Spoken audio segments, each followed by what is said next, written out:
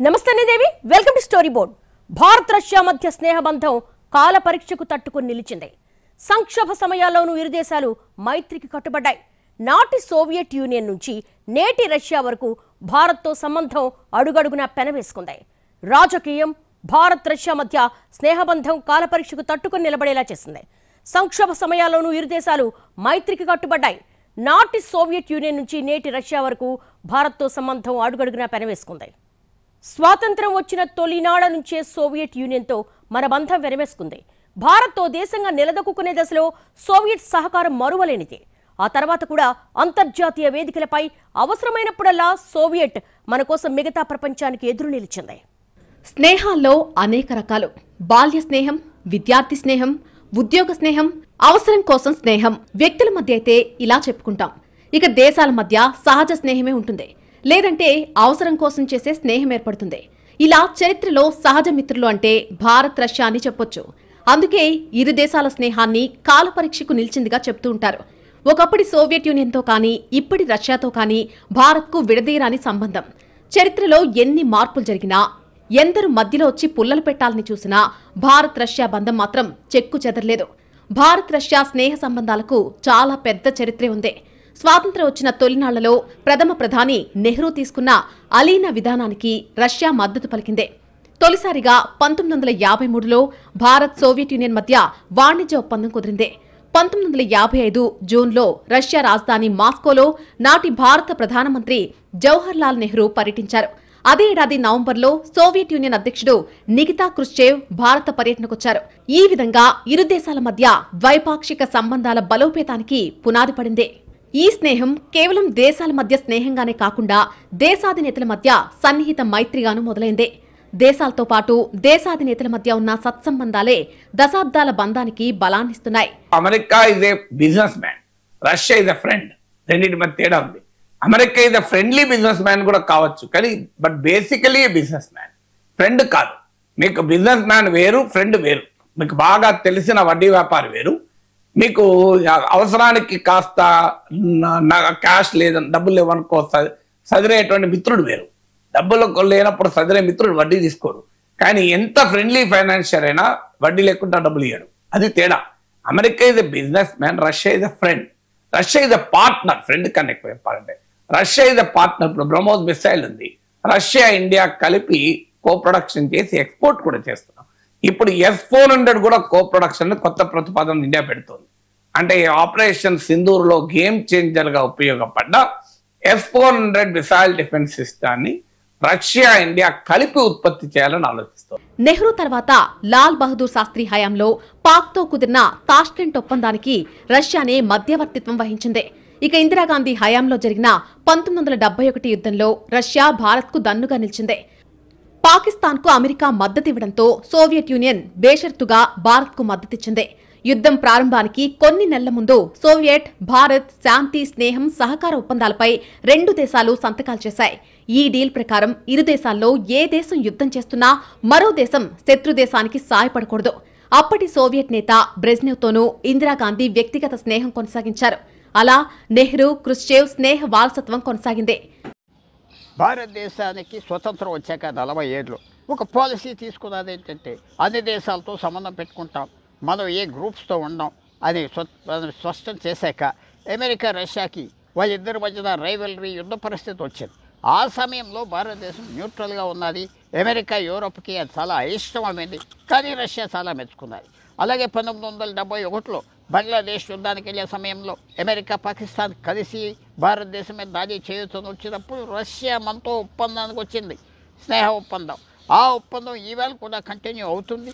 ఆ ఒప్పందం వల్ల భారతదేశానికి ఎన్నో రకాలుగా మనకు ఉపయోగపడింది రష్యా. అన్నిటికంటే ముఖ్యం, యునైటెడ్ నేషన్స్లో రష్యాకి వీటో పవర్ ఉన్నది. ఇతర దేశాలు భారతదేశానికి కెలగటానికి కాశ్మీర్ విషయమని, ఆ విషయమని, మానవ హక్కులను ఎత్తినప్పుడల్లా రష్యా వీటో చేస్తుంది. అంటే డిస్కస్ చేయడానికి వీలు లేదు. సో తప్పకుండా అలాగ ఉపయోగపడింది. 1971 యుద్ధ సమయంలో పాకిస్తాన్కు అమెరికా మాత్రమే కాదు, ఇతర దేశాల మద్దతుగా నిలిచాయి. అప్పుడు అమెరికా ఐక్యరాజ్య సమితి భద్రతా మండలిలో కాల్పుల విరమణ తీర్మానం తీసుకొచ్చి పాకిస్తాన్ పక్షాన్ని నిలబడేందుకు ప్రయత్నించింది. అమెరికా ప్రతిపాదనపై రష్యా తన వీటో అధికారాన్ని ఉపయోగించి మన దేశానికి సహాయం చేసింది. అమెరికా ఎత్తుగడలకు అడ్డుకట్ట వేస్తూ భారత్కు రష్యా అన్ని విధాలా అండగా నిలిచి ఎంతో సహాయపడింది. స్వతంత్ర భారత్ నిలదొక్కునే దశలో స్టీల్ ప్లాంట్ల స్థాపన దగ్గర నుంచి కళలు, సంస్కృతుల మార్పిడి వరకు రష్యా అడుగడుగునా అండగా నిలిచింది. గర్జించు రష్యా, గాండ్రించు రష్యా, ఓ రష్యా నా రష్యా అంటూ మహాకవి శ్రీశ్రీ కలం నుంచి వెలువడిన కవిత్వం రష్యాతో భారత్కున్న భావోద్వేగ అనుబంధాన్ని చాటుతుంది. అంతేకాదు, బాలీవుడ్ షో మ్యాన్ రాజ్ కపూర్ సినిమాలకు రష్యాలో విపరీతమైన ఆరాధన. ఆయన సినిమా శ్రీ 420లోనూ సిర్పే లాల్ టోపీ రూసీ పాట రష్యాలో బాగా పాపులర్ అయింది.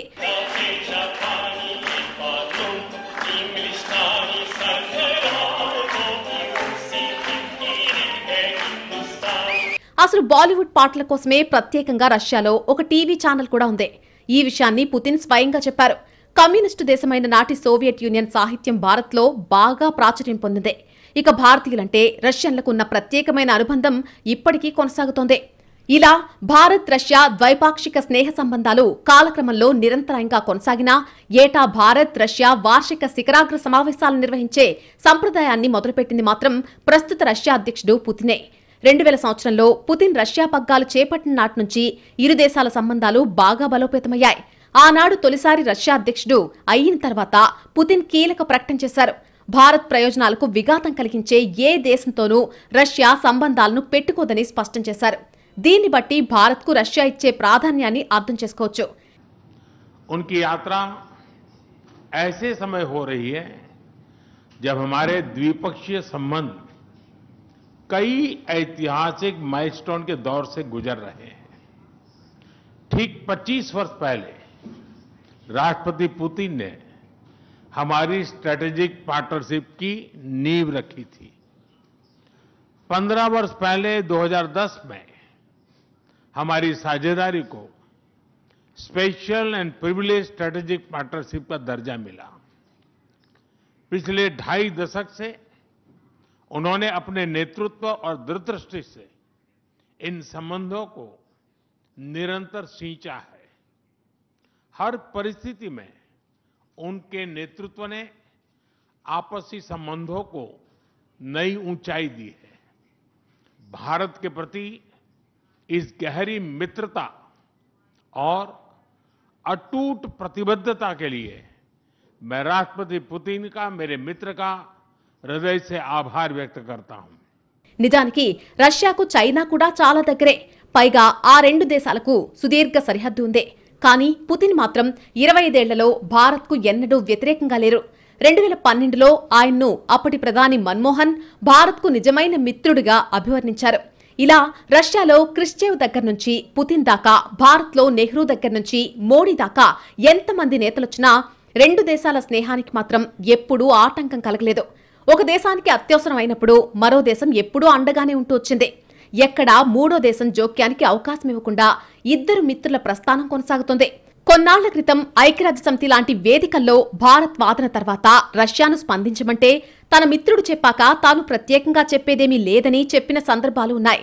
అలాగే అంతర్జాతీయ వేదికలపై రష్యాకు ఇబ్బందికర పరిస్థితులు ఎదురైనప్పుడు భారత్ కూడా ప్రాప్త కాలజ్ఞతను ప్రదర్శించింది. చివరకు మిత్రదేశం విధానాలు నచ్చకపోయినా పరస్పర గౌరవానికి భంగం లేకుండా అభిప్రాయం చెప్పడంలోనూ ఇరు దేశాలు ఆరితేరాయి. రెండు దేశాలు మరో దేశంతో ఎంత సన్నిహితంగా ఉన్నా ఎప్పుడూ మిత్రదేశం ప్రయోజనాలకు భంగం కలిగించకుండా జాగ్రత్త పడుతున్నాయి. అందుకే పరస్పర నమ్మకం, గౌరవం ప్రాతిపదికన ఇరు దేశాల మైత్రి దశాబ్దాలుగా వర్ధిల్లుతోంది. రెండు దేశాల ప్రజలకు వెలుగురేఖగా మొదలైన భారత్ రష్యా స్నేహం ఇప్పుడు ట్రంప్ నిర్వాకంతో ప్రపంచానికి కొత్త దారి చూపించే దిశగా ముందుకెళ్తోంది. సోవియట్ విచ్ఛిన్నం, ఆర్థిక సంస్కరణలు, ప్రైవేటీకరణ తరుణంలో మనం కాస్త అమెరికా వైపు మొగ్గు చూపాల్సి వచ్చింది. ఓ దశలో అమెరికాతో భారత్ చాలా సన్నిహితంగా కూడా ఉంది. అయినా సరే ఎప్పుడూ రష్యాతో స్నేహబంధాన్ని నిర్లక్ష్యం చేయలేదు. ఎప్పటికప్పుడు సమాచార మార్పిడితో పాటు కీలక సమాలోచనలు కూడా జరుగుతూనే ఉన్నాయి. సోవియట్ యూనియన్తో చాలా సన్నిహితంగా ఉన్న భారత్ యుఎస్ఎస్ఆర్ పతనం తర్వాత కాస్త సందిగ్ధంలో పడింది. అలాగని కొత్తగా ఏర్పడ్డ రష్యాతో మైత్రిని వదులుకోకపోయినా సంస్కరణల యుగంలో కాస్త అమెరికా వైపు మొగ్గు చూపింది. ముఖ్యంగా బిల్ క్లింటన్ టూర్ భారత్ వైఖరి మార్చిందనే చర్చ జరిగింది. సరిగ్గా యుఎస్ఎస్ఆర్ పతనమైన కొన్నాళ్లకే ఆనాటి అమెరికా అధ్యక్షుడు బిల్ క్లింటన్ భారత్లో సుదీర్ఘ పర్యటన చేశారు. అప్పుడే ఊపందుకుంటున్న ఐటీ విప్లవాన్ని అందిపుచ్చుకున్న భారతీయులు పెద్ద ఎత్తున అమెరికాకు వలస వెళ్లి అక్కడ సిలికాన్ వ్యాలీలో ఉద్యోగాలు మొదలుపెట్టారు. ఈ పరిణామానికి అమెరికా ప్రభుత్వం కూడా మద్దతు పలకడంతో ఏటా భారత్ నుంచి అమెరికాకు వలసలు పెరుగుతూ పోయాయి. అప్పటిదాకా చదువు కోసం రష్యా వెళ్లిన భారత్ విద్యార్థులు కూడా మనసు మార్చుకుని అమెరికాలో చదువు మొదలుపెట్టారు. ఇలా వరుసగా జరిగిన పరిణామాలతో భారత్ రష్యాకు దూరమై అమెరికాకు దగ్గరైందనే భావన నెలకొంది. కానీ భారత్ ఎప్పుడూ రష్యాతో స్నేహబంధాన్ని తెంచుకోలేదు. కాకపోతే అప్పటిదాకా ఫ్రంట్ సీట్లో ఉన్న మైత్రి కొన్నాళ్లు బ్యాక్ సీట్లోకి వెళ్లిందంతే అని చెబుతారు విశ్లేషకులు. కానీ 2 దశాబ్దాల స్తబ్దత సమయంలోనూ భారత్కు అవసరమైనప్పుడు రష్యా బలంగా మద్దతు పలికిందే. మరీ ముఖ్యంగా చైనాతో ఘర్షణ వచ్చిన ప్రతిసారి రష్యా భారత్ వైపే నిలబడిందే. ప్రతిసారి చైనాకు నచ్చజెప్పి వెనక్కి తగ్గేలా చేయడంలో కీలక పాత్ర పోషించింది. అడపాదడపా రష్యా తనకు మద్దతిస్తుందని భావించిన చైనాకు భంగపాటే ఎదురైంది. ఇక 2022లో రష్యా ఉక్రెయిన్ యుద్ధం మొదలైన తర్వాత కూడా రష్యాకు భారత్ పరోక్ష మద్దతు పలికింది. ఉక్రెయిన్తో రష్యా యుద్ధాన్ని సమర్థించకపోయినా వ్యతిరేకించకుండా తటస్థ వైఖరి పాటించింది. ఆ తర్వాత తమది శాంతిపక్షమని రష్యాకే తేల్చి చెప్పింది. అలాగని మిగతా దేశాల ముందు మిత్రుణ్ణి చిన్నబుచ్చలేదు. అంతర్జాతీయ వేదికల్లో రష్యా గౌరవానికి భంగం కలిగిన ప్రతిసారి ఎదురొడ్డి నిలబడిందే. సాఫ్ట్ పవర్గా తనకున్న పరపతిని ఉపయోగించి మరీ ఏకంగా తీర్మానాలు కూడా మార్పించింది. అలాగే రష్యా నుంచి చమురు కొనొద్దని ట్రంప్ హెచ్చరించినా ఖాతరు చేయలేదు. చివరకు 50% సుంకాల భారాన్ని కూడా భరిస్తోంది. ప్రతిగా రష్యా కూడా భారత్కు తక్కువ రేటుకు చమురు సరఫరా చేస్తూ స్నేహధర్మాన్ని పాటిస్తోంది. ఉక్రెయిన్ యుద్ధం తర్వాత భారత పర్యటనకు పుతిన్ రావడం ఇదే తొలిసారి. నాటికి నేటికి అంతర్జాతీయ సమీకరణాల్లో చాలా మార్పులొచ్చాయి. అమెరికా అధ్యక్షుడు డొనాల్డ్ ట్రంప్ వైఖరి మరోలా ఉంది. 50% దిగుమతి సుంకాలతో భారత్ను లొంగదీసుకోవచ్చని ఆయన భావించారు. కానీ అది జరగలేదు. అమెరికాకు అనుకూలమా వ్యతిరేకమా ఏదో ఒకటి చెప్పేయండి అంటూ భారత్కు ట్రంప్ అల్టిమేటం ఇచ్చారు. అయినా సరే రష్యాతో స్నేహబంధాన్ని భారత్ తెంచుకోలేదు. ఈ తరుణంలో పుతిన్ భారత పర్యటన ప్రాధాన్యాన్ని సంతరించుకుంది. పుతిన్ మోడీతో ఏం డీల్స్ చేసుకుంటారోనని ఉలికిపాటుతోనే సరిగ్గా పుతిన్ భారత్ బయలుదేరే ముందు ట్రంప్ తన సలహాదారును హడావిడిగా మాస్కో పంపారనే చర్చ కూడా జరుగుతోంది. అతిపెద్ద వాణిజ్య భాగస్వామి అయిన అమెరికాతో స్నేహాన్ని కాపాడుకుంటూనే ఆపద కాలంలో ఆదుకునే రష్యాతో చెలిమిని నిలుపుకునే దిశగా లౌక్యంగా భారత్ ముందుకు సాగుతోంది. ప్రపంచంపై ఏకఛత్రాధిపత్యాన్ని కోరుకున్న వారంతా కాలగర్భంలో కలిసిపోయారు. కాస్త ముందు వెనుక అంతే. రవి అస్తమించిన సామ్రాజ్యంగా ఎదిగిన బ్రిటన్ క్రమంగా కుంచుకుపోయింది. భూమండలం మొత్తం తన గుప్పిట్లో ఉండాలనుకున్న హిట్లర్ చివరకు ఆత్మహత్య చేసుకుని చనిపోయాడు. అలాంటి కోరికే ఇప్పుడు అమెరికాను నడిపిస్తోంది. సోవియట్ యూనియన్ పతనం తర్వాత అమెరికా తనకు తానే ప్రపంచంపై ఆధిపత్య హక్కులు రాసుకుంది.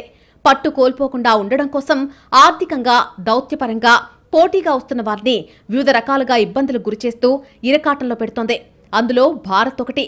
తాము చెప్పినట్టు వినడం లేదని మిత్రదేశమని కూడా చూడకుండా భారత్ పట్ల అమెరికా ఇష్టారీతిన వ్యవహరిస్తోంది.